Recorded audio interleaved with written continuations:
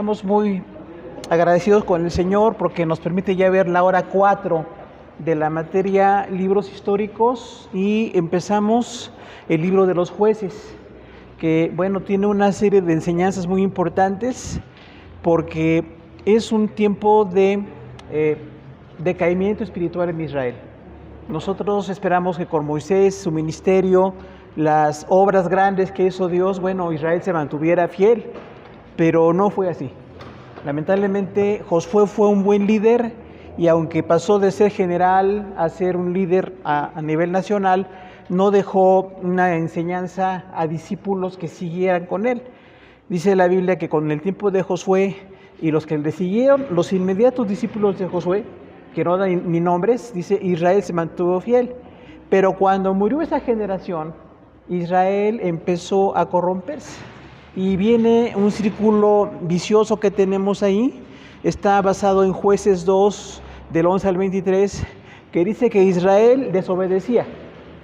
Caían en idolatría. Después de la idolatría había una opresión de sus enemigos y bueno, eran derrotados por filisteos, por madianitas, por moabitas. Hoy veremos por quiénes eran derrotados. Y después ellos clamaban a Dios. Clamar está bien, ¿no? Pero clamar para no arrepentirse está mal. Ellos clamaban y cuando Dios levantaba un juez, tenemos ahí algunos jueces, los liberaba. Tenían paz y otra vez desobedecían. Por eso decimos que es un círculo vicioso, no virtuoso. Un círculo virtuoso sería algo malo, tener algo bueno y luego ya no regresar a lo malo. Pero Israel regresaba a lo malo. Todo el tiempo de los jueces fueron de mal en peor. Y esto nos da una gran lección espiritual. Podemos estar bien hoy delante del Señor, pero no nada más hoy. Tenemos que comprometernos para continuar, o aunque haya un cambio de liderazgo, ¿no? Cuando vemos que murió Moisés, bueno, no era muy fácil suplir a Moisés, pero debieron levantarse otros líderes. Hoy vamos a hablar de estos jueces que tenemos aquí. Tenemos a Otoniel, a Og, Samgar, Débora y Barak. Tenemos también a Gedeón, Tola y Jair, Jefté, Ibsán, Elón y Abdón. Son 11 jueces, hay más, la próxima semana veremos otros pocos, pero hoy vamos a hablar de estos jueces. En la hora 4 sí tenemos tarea. La tarea es análisis de la apostasía en el libro de los jueces. O sea, usted ve cómo se fueron apartando de Dios, idolatría, maldad, se apartaban. Eso es lo que hay que revisar en la tarea, cómo Israel falló, no estaban fieles, caían en idolatría, caían en pecados y estaban mal delante del Señor. Tenemos ya nuestro material en la página 16. Dice que Judá y Simeón capturan a Adoni-Bezek. Esto parece muy bueno. Adoni-Bezek es un rey y ellos lo capturan, derrotan a su país. Judá y Simeón, o sea, 2 tribus derrotaron a un rey. Eso estaba bien, porque se acuerdan que hubo ocasiones en que no vencían. Incluso Judá no derrotó, dice, a los jebuseos, ¿no? O sea, no lo lograron. En esta ocasión sí. Dice ahí que estaban Judá y Simeón, las 2 tribus derrotaron a un enemigo. Eso estaba bien. Pero lo malo es lo que sigue, ¿no? Dice el punto 2, Judá conquista Jerusalén y Hebrón. Marchó Judá contra el cananeo que habitaba en Hebrón. Hirieron a Sesai, a Imán y a Talmai. O sea, sigue habiendo victorias. Israel está derrotando enemigos. Dios les dijo eso, ¿no? La tierra que van a tener la tienen que conquistar. Está habitada, ustedes tienen que pelear para tener la tierra, pero yo los voy a bendecir. Si son fieles, los voy a bendecir. Y recordemos, Dios no los bendice por sí mismos, sino que bendice a Israel porque de Israel viene el Mesías. Nada menos, ¿no? O sea, Dios sabía que el Mesías iba a venir de ellos y entonces dice, los voy a proteger y bendecir, pero no nada más porque ellos fueran lindos, no porque fueran mejores delante del Señor. De hecho vemos que no eran mejores, eran igual que cualquiera de nosotros, ¿no? Y a veces fallamos y no tenemos tantas virtudes y sin embargo Dios aún así nos bendice. Tenemos el punto 3, ¿quién es Otoniel? Otoniel conquista a Debir y recibe a Acsa. Caleb prometió a su hija Acsa a quien conquistara a Debir, lo logró Otoniel, quien le dijo a su esposa que le pidiera a su padre aguas. Otoniel quiere decir león de Dios, eso quiere decir. Era un hombre fuerte, era un hombre entregado a las cosas de Dios, pero dice aquí que entonces Caleb dijo, voy a dar un territorio a quien conquiste a esta tierra y les prometo a mi hija Acsa como recompensa. Eso está así como muy de cuento, ¿no? Pero sucedió, no es fácil, ¿no? Que den a una hija, pero en ese tiempo era cultural. Se permitía ese tipo de cosas. Entonces dice Caleb, bueno, mi hija Acsa va a ser esposa del que conquiste estas ciudades. Y sucedió. Otoniel conquistó la ciudad, pero dice que no tenía aguas. Entonces dice que Otoniel le dijo a su esposa, que se llama Axa. ¿Cuántos conocen a Axa? Hay una Axa muy buena cantante, allá de Monterrey, y es ahora ya una mujer de edad, pero en un tiempo era una buena cantante, ¿no? Y Axa, en este caso la de la Biblia, dice que le dijo a su papá, no tenemos agua. Y entonces Caleb le dijo, pues les doy tierra con aguas. Ahí hay generosidad, ¿no? Vemos como que hay una buena actitud y eso está bien hasta ese punto. Luego tenemos como punto 4 la extensión de las conquistas de Judá y Benjamín. Judá y Simeón derrotaron al cananeo en Cefat. Judá tomó Gaza, Ascalón, y Benjamín no expulsó al Jebuseo. Ahí empiezan entonces los problemas.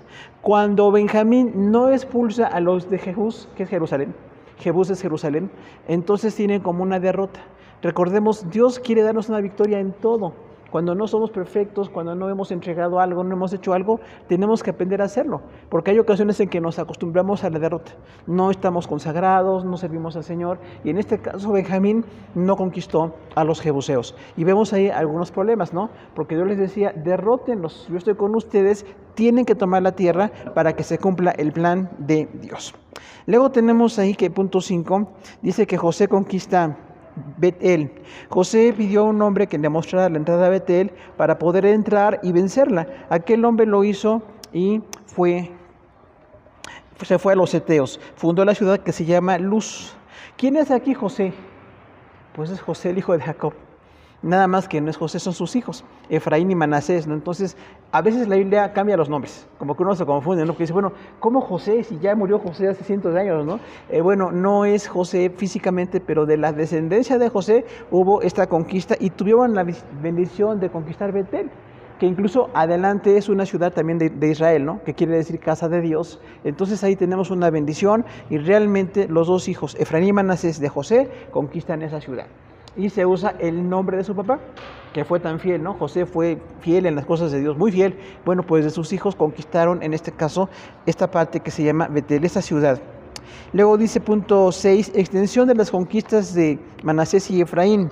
Dice que Manasés no arrojó a los hijos de Bet-seán, ni a los de Taanac, ni a los de Dor, ni a los de Megido. Posteriormente los hizo tributarios. Tampoco Efraín expulsó a los cananeos de Geser.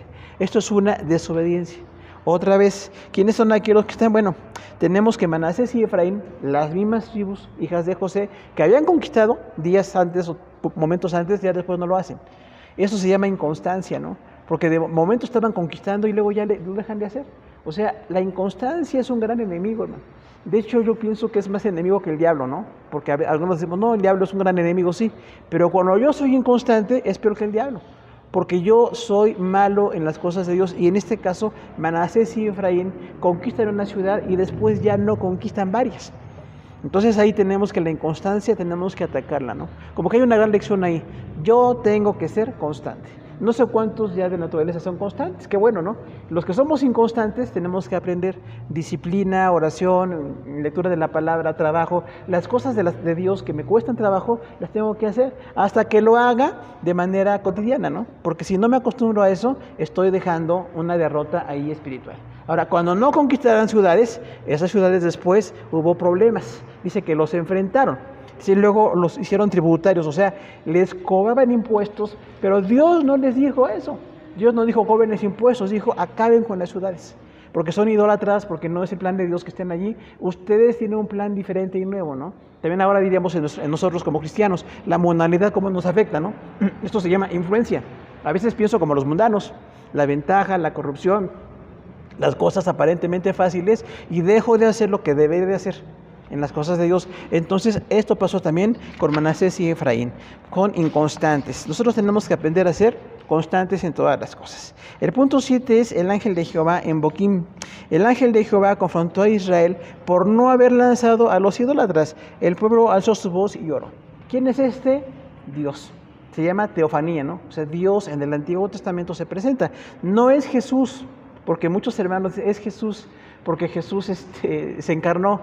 Cuando dice el ángel de Jehová, es una manera muy cultural de decir que Dios se presentó de manera espiritual. Como cuando decimos aquí, ¿no? Nosotros, el alma de alguien, ¿no? ¿Viene el alma de alguien? No viene.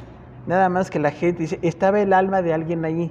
Esto era el ángel en el contexto judío. Decían, no es él, es su ángel.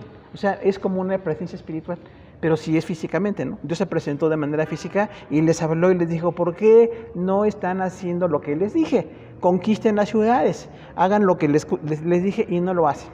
Entonces, la desobediencia siempre es algo muy fuerte que nos hace daño en las cosas de Dios. Cuando nosotros obedecemos lo que Dios dice, aunque no nos guste, hermanos, hay bendición, porque Dios sabe lo que dice. Aunque nosotros a veces no estamos muy de acuerdo, ¿no? A veces como que discutimos con Dios o debatimos con Dios, pero en este caso el ángel de Jehová se presentó, o sea, Dios mismo se presentó de manera material para decirles, están fallando en esto. Ahora, la bendición para nosotros es que Jesús sí se presentó. En el Nuevo Testamento es el Salvador, es el Señor, ya no hay duda, ya está dada la palabra, entonces no tenemos ningún pretexto para no hacer las cosas de Dios. Tenemos que hacerlo mejor cada día más, ¿no? Luego viene el punto 8, muerte de Josué. Dice, durante el ministerio de Josué y de los ancianos que lo sucedieron, Israel se mantuvo fiel a Jehová. Esto se llama influencia, pusimos aquí. Recuerden, nuestra dinámica ahora es ir al texto directamente y sacar aplicaciones, ¿no? El texto dice que ya murió, en este caso, Josué. Tiene una vida larga, ya se acabó su vida. Y otra vez decimos, los líderes humanos son temporales. En el momento de su muerte dejan una huella, pero tenemos que ver cómo la obra continúa. No porque alguien se muera ya no vamos a seguir, ¿no? Claro que les amamos, quisiéramos estar con ellos, pero cuando alguien muere, en este caso Josué, un buen líder, dice, cuando él fue líder, Israel no se apartó. Y luego los que le siguieron a Josué, que otra vez no dice sus nombres, ni cuántos fueron, pero esos que siguieron a Josué estaban fieles, estaban con la palabra de Dios. Pero después viene la ruptura. Cuando viene la tercera generación después de Josué, los líderes que lo estaban sucediendo, la siguiente generación ya no fueron fieles. Y esos son los jueces, donde básicamente Dios levantó hombres y mujeres para tratar de corregir la situación. Ahora, esto se llama que es apostasía, ¿no? El punto 9 dice, apostasía de Israel y la obra de los jueces. Después los judíos hicieron lo malo y adoraron ídolos. Dios levantó jueces que corrigieron a Israel, pero a la muerte de un juez, los hebreos volvían al pecado. Y es ahí el versículo que decíamos, ¿no? De Jueces 2, del 11 al 23, ellos volvían al pecado.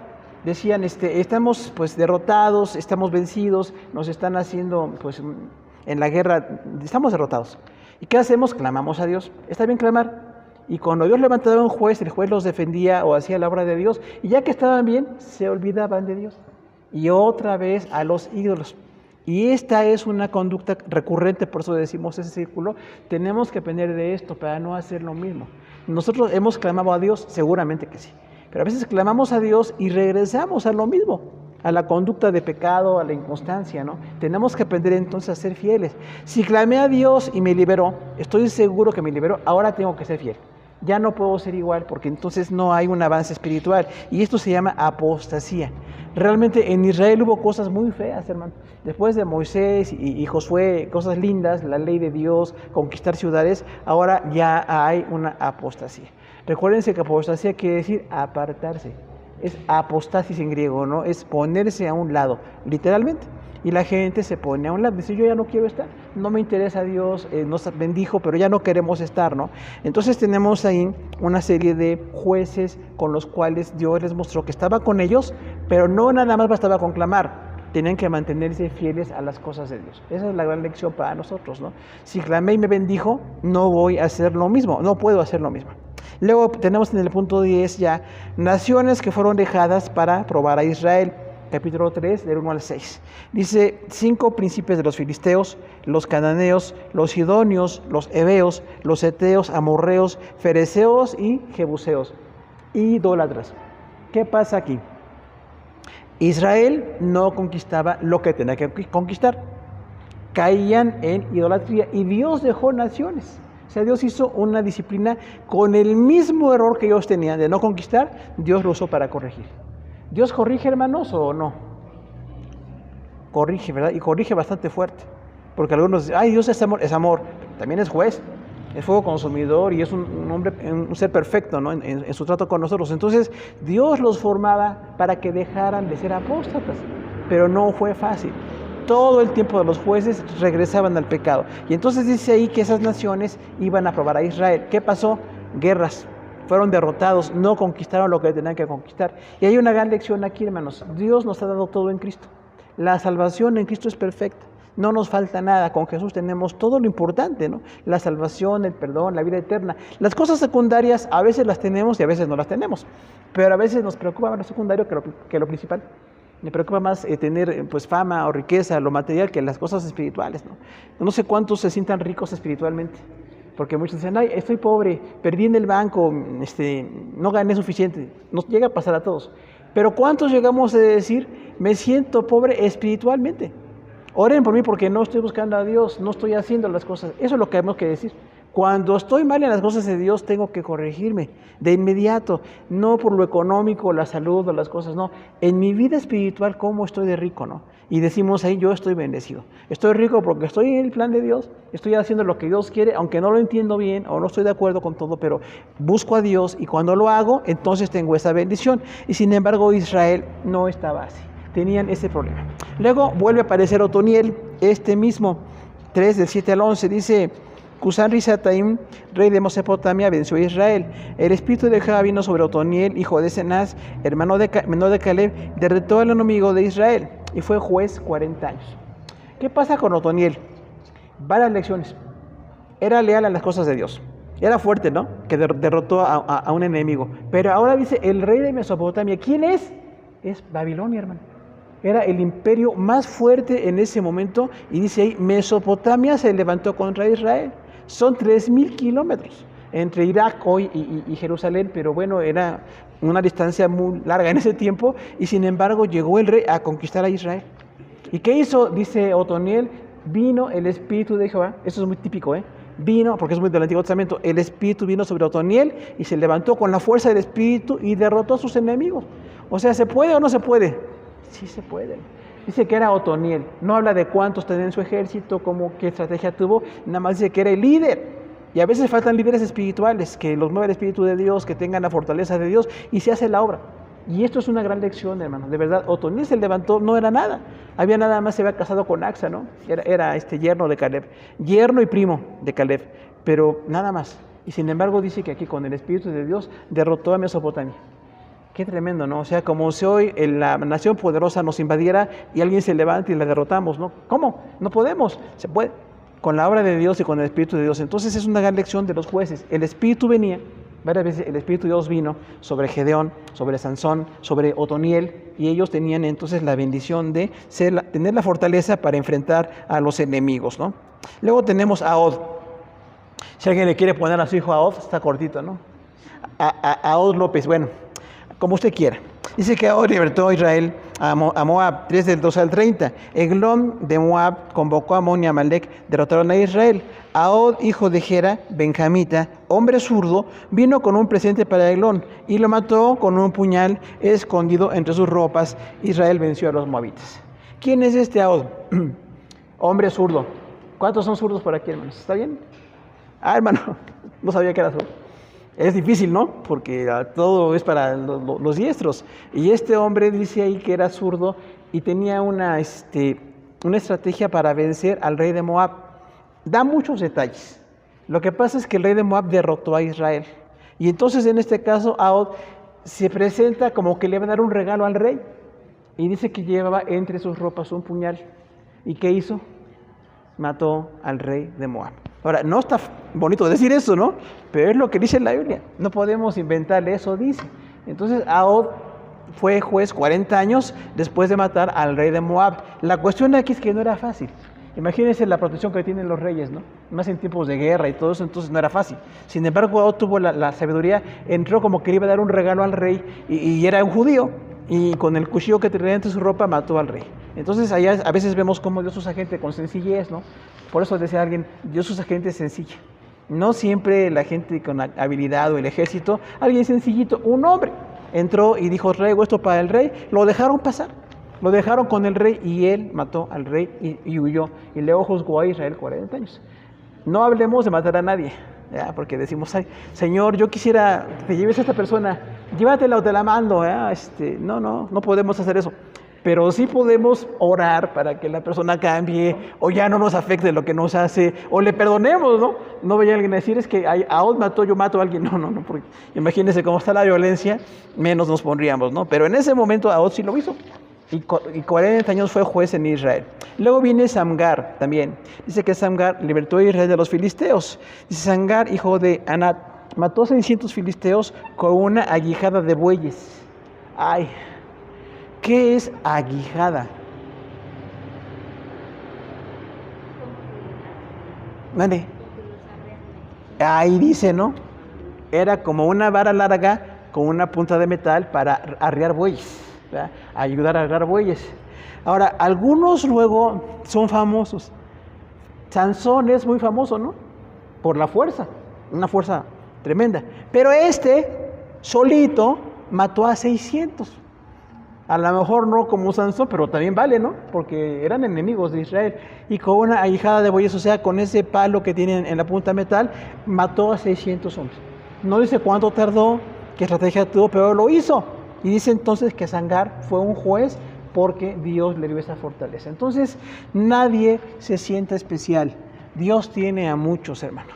Si Sansón fue especial, aun con su fracaso y todo, hubo otro un poquito antes, menos así ruidoso, menos carnal, que hizo algo también importante.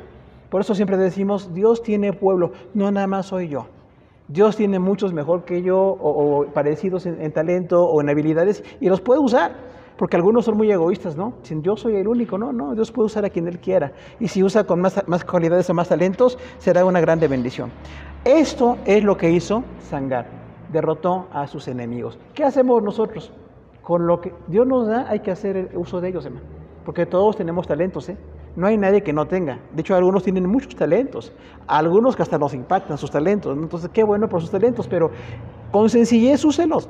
Lo malo es no usarlos, porque en este caso Samgar, imagínense si hubiera tenido pereza o no tiene decisión, dice no hago nada, y mató 600. No sabemos, decimos en cuánto tiempo o cómo lo hacía, pero mató 600 hombres. Y este hombre, otra vez, no es fácil hablar de matar personas, pero en ese momento Israel estaba siendo derrotado. Y Dios usó a Samgar igual que luego usó a Sansón y a otros muy fuertes para hacer la obra de Dios, igual que nos usa a nosotros. Y somos pueblo de Dios, ¿no? Somos pueblo de Dios, estamos en medio de gente parecida. También tienen talentos, también aman a Dios, también tienen habilidades y todo esto viene de Dios. Así que nadie es único. Igual que Elías, ¿no? ¿Se acuerda que Elías dice, Señor, soy el único? Dios le dijo, tengo 7,000 como tú. ¿Qué tal? O sea, nos quita la soberbia, ¿no? Porque Elías pues, es impactante, pero hay 7,000 como tú. Fieles, leales, a lo mejor no hicieron las mismas cosas, pero son fieles. Qué bueno que Dios tiene gente fiel. De hecho, a todos nos fortalecen los fieles. Podemos estar porque hay gente fiel que ora, hay gente fiel que se integra, que está integrada en las cosas de Dios, y entonces podemos hacer la obra de Dios. No es cosa de un hombre o una mujer, es bueno que lo hagamos todos. Y en este caso, bueno, pues Samgar hizo una obra aparentemente, pues no muy notoria, pero fue importante en su momento, ¿no? Qué bueno que podamos hacer esto. Luego tenemos Débora y Barak. ¿Cuántos han escuchado la mentira de que Dios no usa a las mujeres? Tenemos que contradecirlos. Discúlpenme, ¿ya? Pero tenemos que decir la verdad. Hay dos textos en el Nuevo Testamento, Pablo que habla a Efeso y Corinto, que dice, la mujer no enseñe. ¿Por qué? Porque había mucha prostitución religiosa. Y muchas mujeres usaban pues, sus talentos para cosas malas en sus ciudades. Por eso Pablo dice, no hagan ustedes eso.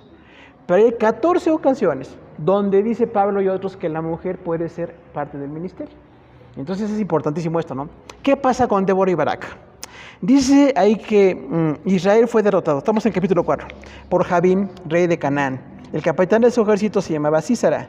Los israelitas clamaron a Dios. En ese tiempo gobernaba una mujer, Débora, profetisa, y era esposa de un hombre ahí también. Luego dice, Barak era el jefe militar, convocado por Débora, pero dijo que no iba a la guerra si ella no iba con él. Débora accedió a acompañar a Barak, reunieron a Israel para la guerra. Jehová quebrantó a Sísara. Sísara buscó ayuda en la casa de Jael, una mujer judía, la cual fingió protegerlo. Ella lo cubrió con una manta y posteriormente lo clavó con una estaca en las sienes. Otra vez, mucha violencia, ¿no? Pero cuando hay violencia, hermano, pues Dios bendice a su pueblo. ¿Qué pasa con Débora? Profetiza y jueza. Entonces, ¿las mujeres pueden ser predicadoras o no, hermano? Aquí tenemos predicadoras muy buenas, ¿no? Mejores que los hombres, créanme que sí. Hay mujeres que predican muy bien. Y jueza, o sea, gobernaba en Israel. Y aparte tenía esposo. No dice cuántos hijos tenía, nada más habla de su esposo. O sea, pueden ser profetisas, juezas y casadas. Porque hay quien dice, ay no, pues si ya te casaste ya no puedes servir al Señor. Puedes servir. Organiza tu tiempo. Es mejor que sirvas a Dios que no le sirvas, ¿no? Y Dios le da talentos a las mujeres, hermanos. Entonces, en este caso, Débora era jueza y era profetisa. Jueza porque venían ahí y la consultaban. O sea, ¿podemos consultar a una mujer o no? Porque donde dice Pablo, a la mujer no le es permitido enseñar al hombre. Un versículo, hay muchos versículos donde vemos mujeres y esta mujer es una de ellas. Si alguien dice, es que Pablo dice, es santísimo Pablo, sí dice, pero ya dijimos el contexto, ¿no? Y otras ocasiones Dios usó mujeres, en este caso Débora. ¿Cuántos saben quién fue Hulda? Fue profetisa en el tiempo de David. También fue profetisa y estaba llena de Dios y la consultaban.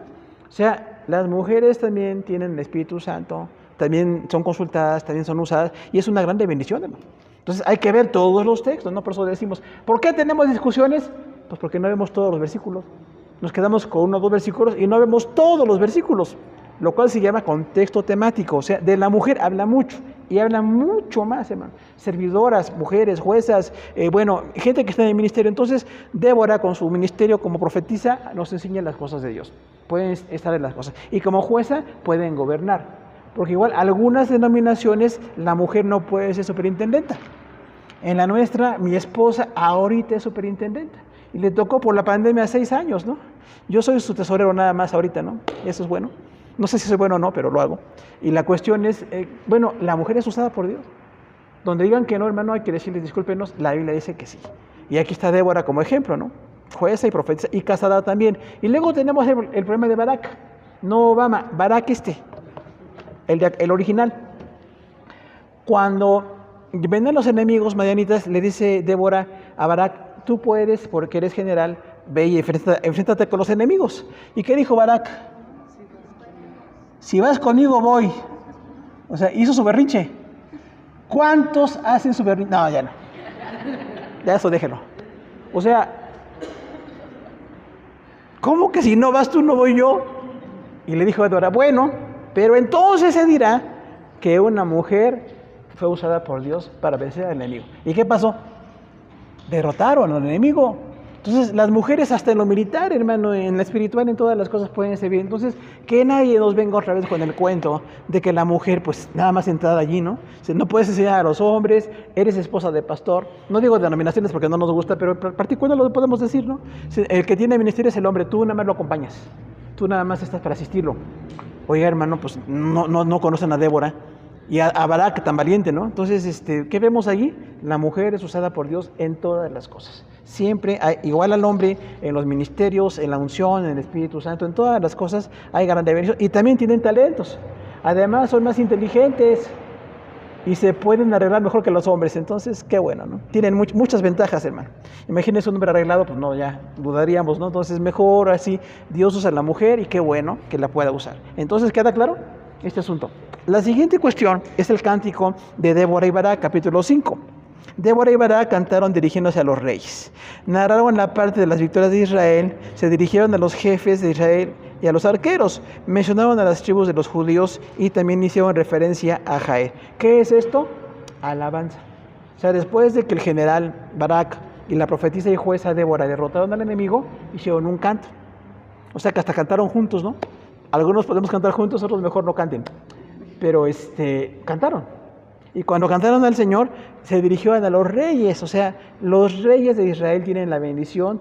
Los que fueron derrotados, pues no estaban con Dios. O sea, era algo muy profético en ese punto, ¿no? Y luego dice, narran las victorias de Israel. Israel venció. ¿Cuándo venció Israel? Cuando estaba bien con Dios. Cuando no estamos bien con Dios, de verdad, por misericordia nos usa, hermano. Pero no es lo correcto. Dios quiere usarnos cuando estamos bien delante de Él. Se dirigieron también a Israel y a los arqueros, o sea, a la gente de guerra. ¿Qué es esto? Reconocimiento.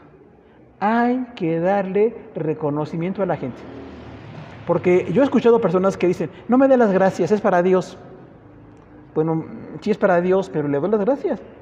porque hay una actitud de reconocimiento, ¿no? Gracias por su trabajo, por su oración, por su esfuerzo, por su apoyo. Gracias. ¿Por qué? Porque sin la gente no lo hacemos, hermano. Dios nos usa por misericordia, pero la iglesia es el cuerpo de Cristo. No un hombre o una mujer, o unos pocos, ¿no? También hay iglesias donde nada más unos poquitos son los líderes. Ellos son los ungidos. No, ungidos somos todos, hermano.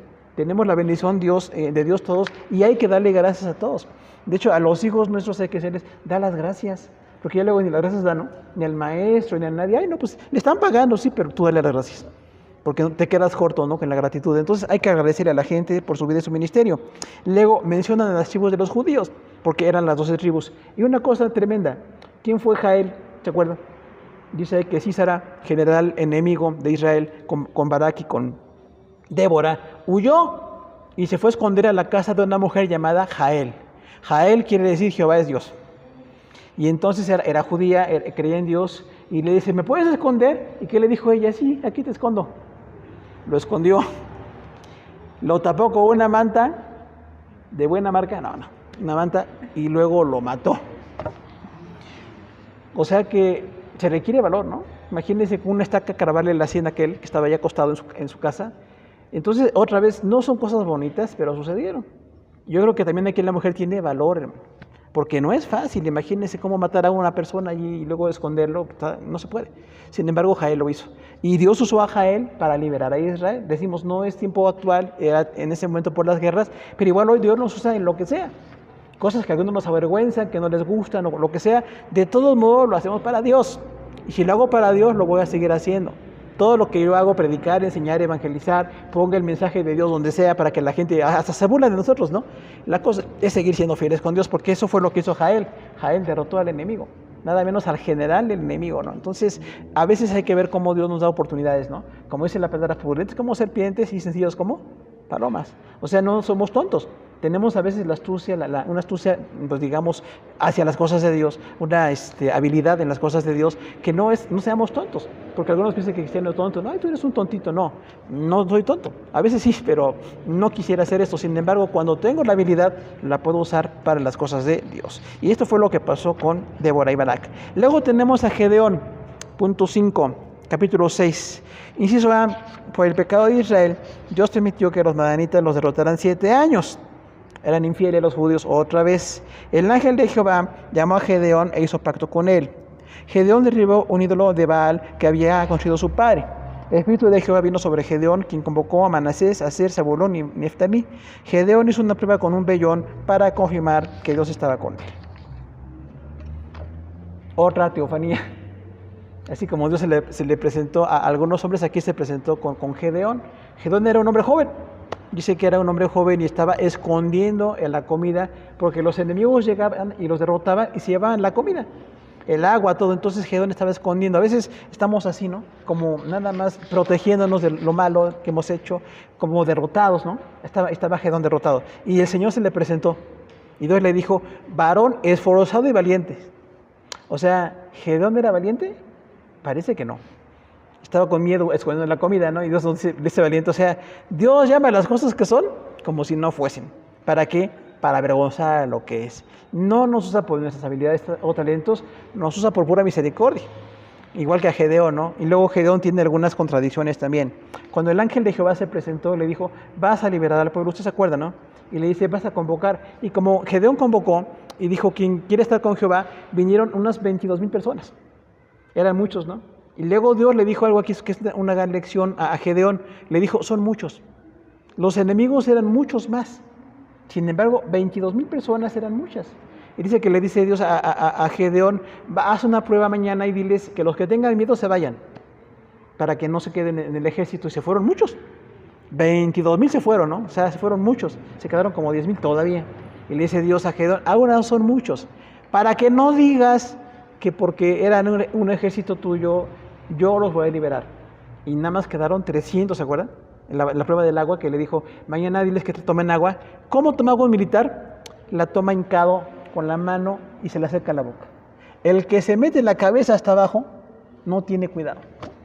Porque no oye ni ve, tiene la cabeza en el agua. Imagínense, nada más llegan y lo matan. Entonces dije, Dios, ¿cuáles fueron los que no hicieron eso de meterse al agua ahí, sino que toman el agua con cuidado y la toman del agua y la toman a la boca? Dice, esos son los que vas a usar, y eran 300. Usted se acuerda que esos 300 no pelearon, porque dice que los madianitas estaban con mucho miedo, y uno tuvo un sueño y dijo, vi como que venía de Israel un fuego y acabó con nuestra tribu. Y le dijeron, ese es Gedeón. Ya le tenían miedo y todavía no peleaban. Entonces, imagínense cómo Dios nos bendice, ¿no? Y dice, bueno, entonces tienen miedo. Como tenían miedo, dice que Dios le dijo a Gedeón, de los 300 que tú tienes, lleven teas, o sea, una vara con resina encendida, para que en la noche la enciendan. Y 300 lámparas cerca del campamento enemigo parecían muchos, nada más eran los 300. Si luego rompan el cántaro que traen allí y hagan ruido, digan, por Jehová y por Gedeón. ¿Y qué hicieron? Así tal cual, ¿no? Otra vez Gedeón obedeció. ¿Y qué pasó después? Los enemigos huyeron. Israel no peleó, no tenían ahí nada que enfrentar, y Dios le dio la bendición a través de Gedeón. Entonces es una bendición para nosotros, hermanos, que tengamos que ver las cosas como Dios las ve. No es mi fuerza, mis talentos, mis habilidades, ni siquiera mi equipo humano. Aunque el equipo humano es muy bueno y es necesario, pero es Dios quien usa a quien Él quiere. ¿A quién se le ocurre ir con 300 ante miles, no? Pues a nadie, hermano. Y les vas a decir esto, pero era Dios el que les dijo, vas a ser miedo para ellos y van a tener esta bendición. Luego dice que Gedeón derrotó y capturó a los reyes de Madián. Dice, Gedeón siguió a Seba y Salmuna, reyes de Madián. Continuó la batalla contra los madianitas. Gedeón hizo un efod de oro y los judíos adoraron y fue tropiezo. Aquí hay una contradicción en Gedeón. Derrotó con 300 a miles. Dios lo bendijo, fue juez, pero hizo un efod de oro. El efod era una ropa de sacerdote, ¿se acuerdan? Y era de tela, y él la hizo de oro. O sea, Dios lo prosperó, y con oro hizo algo que luego fue tropiezo. Porque él mismo había derribado un altar de Baal que su papá había hecho. ¿Se acuerdan? Al principio de su vida dice, entonces se enojaron con el papá de Gedeón. ¿Por qué? Chácalo, ¿por qué mató? ¿Por qué derribó el altar? Y dijo, el papá, es mi hijo, que haga lo que quiera. Derribó un altar, pero luego construyó otra cosa. Y entonces, hermanos, ahí tenemos una caída espiritual. Nosotros no podemos un día ser fiel y otro día no. Tenemos que aprender a estar fieles en las cosas de Dios. Ninguna cosa por riqueza, por fama o por lo que sea que yo pueda hacer, que sea tropiezo, la voy a hacer. Tengo que aprender a hacer cosas bien y a no hacer cosas. Porque entonces Gedeón fue de tropiezo. Qué curioso, ¿no? Liberta, empieza bien y acaba mal. Y luego no nada más su hijo. Dice el punto 19, Ahimelech, capítulo 9, Ahimelech, hijo de Gedeón, reinó 3 años en Israel. Una mujer mató a Ahimelech, que había matado a 70 hijos de Gedeón. ¿Qué otro problema tuvo Gedeón? Adulterio. ¿Cómo pudo tener 70 hijos? Pues igual, con muchas mujeres, ¿verdad? Y estos 70 hijos no estaban bien en las cosas de Dios. Y uno de ellos, que se llama Ahimelech, mató a sus hermanos para que no le quitaran el reino. O sea, Gedeón dejó una mala enseñanza. Así como él cayó en idolatría, se dejó seducir por la riqueza, bueno, pues su hijo igual, ¿no? Mató a sus hermanos. Y luego dice que Ahimelech, hijo de Gedeón, mató a sus hermanos, reinó 3 años, y después en la guerra se acercó mucho a un muro y una mujer arrojó parte de un molino de piedra y murió. Dice que murió, y incluso cuando estaba muriendo le dijo a su escudero, mátame para que no digan que una mujer me mató. Imagínense qué soberbia tan grande, ¿no? El machismo y todo eso. Y sucedió así. Entonces, Gedeón empezó muy bien, pero no se mantuvo. Ni como papá, ni como líder, ni como muchas cosas. Hay que mantenernos, hermano. Porque a veces dejamos cosas que parecen buenas, ¿no? A la gente, pues, un efod de oro, ¿qué lo puedes hacer? Tener tantos hijos estuvo mal. Y después vienen esas consecuencias. De todo lo que hacemos hay consecuencias. Luego tenemos Tola y Jair. Ya estamos en esta parte, punto 6. Dice que Tola de Isaacar reinó 23 años y Jair también 22 años. Tenemos ahí a 2 jueces. No dice qué hicieron o qué no hicieron, pero estaban en las cosas de Dios. Y ahí diríamos, Dios siempre levanta gente. Se fue Gedeón, se fue Josué, hombres buenos y malos, y en este caso levanta a otros que también son jueces y también estaban en las cosas de Dios. Por eso, cuando alguien se va que nos parece importante, Dios va a levantar a otros. Siempre Dios levanta a otras personas. Luego tenemos a Jefté. Tenemos ya en el punto 7 a Jefté. Dice que los judíos adoraron a los Baales y a Astarot y Dios los castigó. Los filisteos y los amonitas oprimieron a Israel. Jefté de Galad dirigió a Israel a la batalla. El espíritu de Jehová vino sobre Jefté y derrotó a los amonitas. La tribu de Efraín se juntó con Jefté en la batalla. Jefté juzgó a Israel 6 años. O sea, otro juez, pero nada más 6 años. Hubo otros de 4, 6 o hasta 40 y él nada más 6 años. Pero derrotó a los enemigos y los organizó a Israel para poder vencer en las cosas de Dios. Entonces ahí tenemos una bendición. Dios usa gente diferente en tiempos distintos. No todos duraron 40 años, ¿no? Pero dice, pues todos los jueces 40 años, ¿no?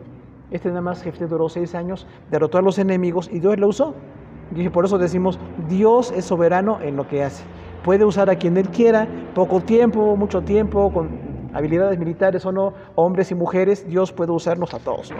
Y de hecho nos usa a nosotros por pura misericordia. Tenemos a los últimos, Ibzán, Elón y Abdón. Dice que Ibzán juzgó a Israel 7 años, Elón de Zabulón y juzgó a Israel 10 años y Abdón juzgó a Israel 8 años. Otra vez, personas con tiempos aparentemente breves, pero Dios los usó. Y también están ahí como parte del ministerio, ¿no? No sé cuántos quisiéramos tener un ministerio muy largo. Diríamos, yo quisiera servir al Señor algunos años, ¿no? Puede ser, Dios en su misericordia puede hacerlo, pero también, aunque no son pocos años, somos parte de la obra, ¿no? Dios usó a estas personas 3 años, 5 años, 8 años y son parte de. Entonces, la cuestión aquí es que la gloria es para Dios y los servidores nada más lo que hacemos es estar dispuestos el tiempo que quieran. No dice porque pocos años de unos y muchos años otros. Nada más dice los años que juzgaron. Y entonces aprendemos que Dios nos usa de manera diferente. Pues terminamos ya la hora 4, hermanos, de libros históricos y agradecemos a todos por su atención.